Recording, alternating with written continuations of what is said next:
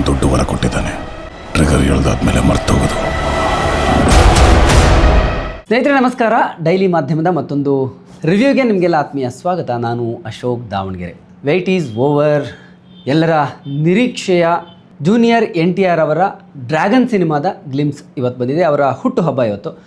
ಹುಟ್ಟುಹಬ್ಬದ ಪ್ರಯುಕ್ತ ಒಂದು ಗ್ಲಿಮ್ಸನ್ನು ಬಿಟ್ಟಿದ್ದಾರೆ. ಬಹಳ ವಿಶೇಷವಾಗಿ ನಮ್ಮ ಕನ್ನಡದ KGF ಕ್ಯಾಪ್ಟನ್ ಪ್ರಶಾಂತ್ ನೀಲ್ ಮತ್ತು ಜೂನಿಯರ್ NTR ಜುಗಲ್ಬಂದಿಯಲ್ಲಿ ಅಂದರೆ ಅವರಿಬ್ಬರ ಕಾಂಬಿನೇಷನ್ನಲ್ಲಿ ಬರ್ತಾ ಇರುವಂತಹ cinema Dragon. Of course title announce ಆದಾಗಲೇ ಇದ್ರ ಬಗ್ಗೆ ಸಿಕ್ಕಾಪಟ್ಟೆ ಕ್ಯೂರಿಯಾಸಿಟಿ ಇತ್ತು. ಯಾವಾಗ ಈ ಸಿನಿಮಾ ಬರುತ್ತೆ ಅಂತ ಎಲ್ಲರೂ ಕೂಡ ಕಾಯ್ತಾ ಇದ್ದರು. ಸೊ ಒಂದು ರಿಲೀಸ್ ಡೇಟ್ ಜೊತೆ ಇವತ್ತು ಗ್ಲಿಮ್ಸನ್ನು ಬಿಟ್ಟಿದ್ದಾರೆ. ಸುದೀರ್ಘವಾದಂತಹ 4+ ನಿಮಿಷದ ಒಂದು ಗ್ಲಿಮ್ಸ್ನಲ್ಲಿ ಏನೇನೆಲ್ಲ ಇದೆ, ಈ ಒಂದು ಗ್ಲಿಮ್ಸನ್ನು ನೋಡಿ ನನಗೆ ಏನು ಅನ್ನಿಸ್ತು, ನನ್ನ ಎಕ್ಸ್ಪೀರಿಯನ್ಸ್ ಏನು ಅನ್ನೋದನ್ನು ನಿಮ್ಮ ಮುಂದೆ ಹಂಚ್ಕೊಳ್ತಾ ಹೋಗ್ತೀನಿ. ನೀವಿನ್ನೂ ಕೂಡ ನಮ್ಮ ಚಾನಲ್ಗೆ ಸಬ್ಸ್ಕ್ರೈಬ್ ಆಗಿಲ್ಲ ಅಂತ ಹೇಳಿದರೆ ಈ ಕೂಡಲೇ ಸಬ್ಸ್ಕ್ರೈಬ್ ಮಾಡ್ಕೊಳ್ಳಿ. ಹಾಗೆಯೇ ಪ್ರತಿಯೊಂದು ಅಪ್ಡೇಟ್ಗಾಗಿ ಬೆಲ್ ಬಟನನ್ನು ಒತ್ತಿ ಮತ್ತು ಲೈಕ್ ಮತ್ತು ಕಾಮೆಂಟ್ಗಳನ್ನು ಹಾಕೋದನ್ನು ಮರಿಬೇಡಿ. ಜೊತೆಗೆ ನಾವು ಮಾಡುವಂತಹ ಕಂಟೆಂಟ್ ನಿಮಗೆ ಇಷ್ಟ ಆದರೆ ಮತ್ತೊಬ್ಬರಿಗೆ ಶೇರ್ ಮಾಡಿ. So let's in dragon. ಇದು ಕೂಡ ಒಂದು ರಾ ಸಬ್ಜೆಕ್ಟು. ಪ್ರಶಾಂತ್ ನೀಲ್ ಅವರು ಒಂದು ಡಾರ್ಕ್ ಪ್ರಪಂಚವನ್ನು ಸೃಷ್ಟಿ ಮಾಡೋದ್ರಲ್ಲಿ ನಿಸ್ಸೀಮರು, ಚಾಣಾಕ್ಷರು. ಡ್ರ್ಯಾಗನ್ನಲ್ಲೂ ಕೂಡ ಅವರ ಡಾರ್ಕ್ ವರ್ಲ್ಡ್ ಓಪನ್ ಆಗಿದೆ. ನಾವು ಉಗ್ರಂಗೆ ಬಂದರೆ ಅಲ್ಲಿ ಮೊಗೋರ್ ಅನ್ನುವಂತಹ ಒಂದು ವರ್ಲ್ಡನ್ನು ಕ್ರಿಯೇಟ್ ಮಾಡಿದರು. KGFಗೆ ಬಂದರೆ ನರಾಚಿ ಕಥೆಯನ್ನು ಹೇಳಿದರು. ಸಲಾರ್ಗೆ ಬಂದರೆ ಕಾನ್ಸಾರ್ ಕಥೆಯನ್ನು ಹೇಳಿದರು. ಈಗ ಇಲ್ಲೂ ಕೂಡ ಡ್ರ್ಯಾಗನ್ನ ಒಂದು ಹೊಸ ಪ್ರಪಂಚ.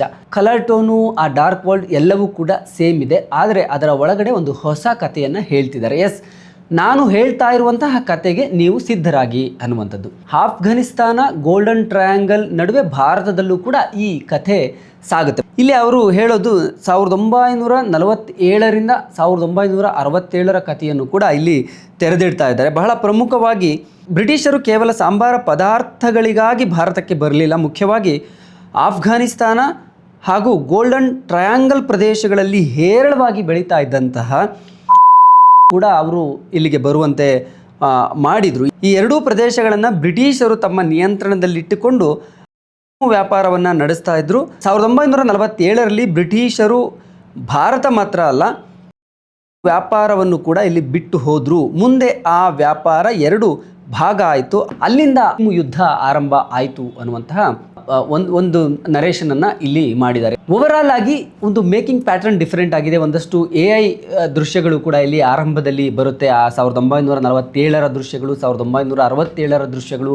ಆ ಆಫ್ಘಾನಿಸ್ತಾನ, ಭಾರತದ ಗಡಿ ಭಾಗ, ಅದೆಲ್ಲವನ್ನು ಕೂಡ AI ಮತ್ತು VFX ಮೂಲಕ ಇಲ್ಲಿ ತೋರಿಸಿದ್ದಾರೆ. ಎಸ್, ಅಫ್ಕೋರ್ಸ್ ಅದು ಪ್ರಶಾಂತ್ ನೀಲ್ ಅವರ ಸ್ಟೈಲ್ ಏನಿದೆ, ಆ ಸಿಗ್ನೇಚರ್ ಏನಿದೆ ಇಲ್ಲಿ ತೋರಿಸ್ತಾರೆ. ಇಲ್ಲಿ ಬಹಳ ಇಂಪ್ರೆಸಿವ್ ಅಂತ ಅನಿಸಿದ್ದು ಜೂನಿಯರ್ NTR ಅವರು. ಎಸ್, ಇಲ್ಲಿಯವರೆಗೂ ಜೂನಿಯರ್ NTR ಅವರು ಮಾಡಿರುವಂತಹ ಪಾತ್ರಗಳಿಗಿಂತಲೂ ಇಲ್ಲಿ ಭಿನ್ನವಾದಂತಹ ಒಂದು ಪಾತ್ರವನ್ನು ಮಾಡ್ತಾ ಇದ್ದಾರೆ. ಸೊ ಅವರ ಲುಕ್ಕು, ಅವರ ಅಪ್ರೋಚು, ಅವರ ಸ್ಟೈಲ್ ಇಲ್ಲಿ ತುಂಬ ಹೊಸದಾಗಿ ಕಾಣಿಸುತ್ತೆ. ಎಸ್, ಪ್ರಶಾಂತ್ ನೀಲ್ ಅವರ ಎಲ್ಲ ಸಿನಿಮಾಗಳನ್ನು ನೋಡಿ ಹೀರೋಗಳಿಗೆ ಒಂದು ಹೊಸ ಲುಕ್ಕನ್ನು ಕೊಡೋದ್ರಲ್ಲಿ ಅವರು ಎತ್ತಿದ ಕೈ. ಜೂನಿಯರ್ NTR ಅವರನ್ನು ಬಹಳ ಹೊಸ ರೀತಿಯ ಪಾತ್ರದಲ್ಲಿ ಒಂದು ಹೆವಿ ಬಿಯರ್ಡು, ಒಂದು ರಗಡ್ ಲುಕ್ಕು, ಆ 6 ಪ್ಯಾಕ್ ಎಲ್ಲವನ್ನು ಕೂಡ ಇಲ್ಲಿ ನೋಡಬಹುದು. ಇಲ್ಲಿಯವರೆಗೂ NTR ಅವರು ಯಾವ ಸಿನಿಮಾದಲ್ಲೂ ಕೂಡ ಈ ರೀತಿಯ ಲುಕ್ನಲ್ಲಿ ಕಾಣಿಸ್ಕೊಂಡಿಲ್ಲ.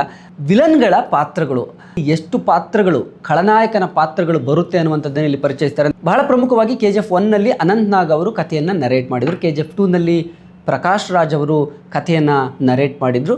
ಸೊ ಇದು ಯೂಶ್ವಲ್ ಸ್ಟೈಲ್ ಪ್ರಶಾಂತ್ ನೀಲ್ ಅವರದ್ದು. ಅಂದರೆ ಕಥೆಯನ್ನು ಒಂದು ಪಾತ್ರದ ಮೂಲಕ, ಒಂದು ಕ್ಯಾರೆಕ್ಟರ್ ಮೂಲಕ ಹೇಳಿಸೋದು ಅವರ ಸ್ಟೈಲು. ರುಕ್ಮಿಣಿ ವಸಂತ್ ಅವರು ಇಲ್ಲಿ ಒಂದು ಲೀಡ್ ರೋಲ್ನಲ್ಲಿ ನಾಯಕಿಯ ಪಾತ್ರದಲ್ಲಿ ಕಾಣಿಸ್ಕೊಳ್ತಾ ಇದ್ದಾರೆ. ಅವರ ಮೂಲಕ ಇಲ್ಲಿ ಕಥೆಯನ್ನು ಹೇಳಿಸ್ತಾ ಇದ್ದಾರೆ. ಸೊ ಒಂದು ದೊಡ್ಡ ವಿಲನ್ಗಳ ಪ್ರಪಂಚ ನಾವು ಹಿಂದಿನಿಂದಲೂ ನೋಡ್ಕೊಂಡು ಬಂದಿದ್ದೀವಿ.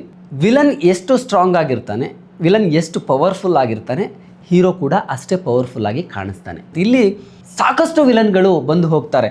ಬಹಳ ಕ್ಯೂರಿಯಾಸಿಟಿ ಇರುವಂಥದ್ದು, ಜೂನಿಯರ್ NTR ಪಾತ್ರವನ್ನು ಇಂಟ್ರೊಡ್ಯೂಸ್ ಮಾಡಿದ್ದಾರೆ. ಅವರು ಲೂಗರ್ ಅನ್ನುವಂತಹ ಪಾತ್ರದಲ್ಲಿ ಕಾಣಿಸ್ಕೊಳ್ತಾರೆ. ಎಸ್, ಅಫ್ಕೋರ್ಸ್ ಸ್ಟೋರಿ ನೋಡ್ತಾ ಈ ವಿಲನ್ಗಳಲ್ಲಿ ಜೂನಿಯರ್ NTR ಪಾತ್ರವೂ ಕೂಡ ವಿಲನ್ ಪಾತ್ರನ, ನೆಗೆಟಿವ್ ಶೇಡ್ನ ಅಂತ ಅನಿಸುತ್ತೆ. ಅಥವಾ ಅನಿಲ್ ಕಪೂರ್ ಅವರು ಒಂದು ಪಾತ್ರದಲ್ಲಿ ಕಾಣಿಸ್ಕೊಳ್ತಾರೆ, ನಾರ್ಕೋಟಿಕ್ ಮುಖ್ಯಸ್ಥನ ಪಾತ್ರದಲ್ಲಿ. ಬಹುಶಃ ಅವರು ಏನಾದರೂ ಜೂನಿಯರ್ NTR ಪಾತ್ರವನ್ನು ಇಲ್ಲಿ ಪರಿಚಯಿಸ್ತಾರಾ? ಅಂದರೆ ಜೂನಿಯರ್ NTR ಅವರೇನಾದರೂ ಡಬಲ್ ರೋಲ್ನಲ್ಲಿ ಕಾಣಿಸ್ಕೊಳ್ತಾರಾ? ಈ ಪಾತ್ರವೇ ಹೀರೋ ಪಾತ್ರನ ಅಥವಾ ಇನ್ನೊಂದು ಪಾತ್ರ ಬರುತ್ತಾ ಅನ್ನುವಂತಹ ಒಂದು ಕ್ಯೂರಿಯಾಸಿಟಿಯನ್ನು ಇಲ್ಲಿ ಇಟ್ಟಿದ್ದಾರೆ. ಸೊ ಎಲ್ಲ ಪಾತ್ರಗಳು ಕೂಡ ಡಿಫ್ರೆಂಟ್ ಆಗಿ ಇಲ್ಲಿ ಕಾಣಿಸುತ್ತೆ. ಸೊ ಜೂನಿಯರ್ NTR ಅವರು ಒಂದು ಹೊಸ ಲೂಗರ್ ಅನ್ನುವಂತಹ ಪಾತ್ರದ ಮೂಲಕ ಮತ್ತೆ ಪ್ರೇಕ್ಷಕರ ಮುಂದೆ ಬರ್ತಾರೆ. ಹಿಂದಿನ ಅವರ ಸಿನಿಮಾಗಳು ದೇವರ ಅಂದುಕೊಂಡ ಮಟ್ಟಕ್ಕೆ ಆಗಲಿಲ್ಲ. ಹಿಂದಿಗೆ ಹೋಗಿ ಅವರು ಫೈಟರ್ ಸಿನಿಮಾದಲ್ಲಿ ಆ್ಯಕ್ಟ್ ಮಾಡಿದ್ರು ಕೂಡ ಅಲ್ಲಿ ಅವ್ರಿಗೆ ಅಷ್ಟು ದೊಡ್ಡ ಯಶಸ್ಸು ಸಿಗಲಿಲ್ಲ. RRR ಸಿನಿಮಾದ ನಂತರ ಒಂದು ದೊಡ್ಡ ಗೆಲುವು ಬೇಕಾಗಿದೆ, ಪ್ಯಾನ್ ಇಂಡಿಯಾ ಗೆಲುವು. ಆ ಗೆಲುವನ್ನು ಡ್ರ್ಯಾಗನ್ ಮೂಲಕ ಅವರು ತಗೊಳ್ತಾರೆ ಅಥವಾ ಪಡ್ಕೊಳ್ತಾರೆ ಅಂತ ಅನಿಸುತ್ತೆ ಓವರಾಲ್ ಆಗಿ ನೋಡಿದ್ರೆ. ಅಫ್ಕೋರ್ಸ್ ಇಲ್ಲಿ BGM ಬಹಳ ಇಂಪ್ರೆಸಿವ್ ಆಗಿದೆ, ತುಂಬ ಚೆನ್ನಾಗಿದೆ. ಅಫ್ಕೋರ್ಸ್ ರವಿ ಬಸ್ರೂರ್ ಅವರೇ ಇಲ್ಲೂ ಕೂಡ ಮ್ಯೂಸಿಕ್ ಮಾಡ್ತಾ ಇದ್ದಾರೆ. ಭುವನ್ ಗೌಡ KGFಗೆ ಏನು ಮಾಡಿದ್ರು ಅವರೇ ಇಲ್ಲೂ ಕೂಡ ಸಿನಿಮಾಟೋಗ್ರಫಿ ಇದೆ.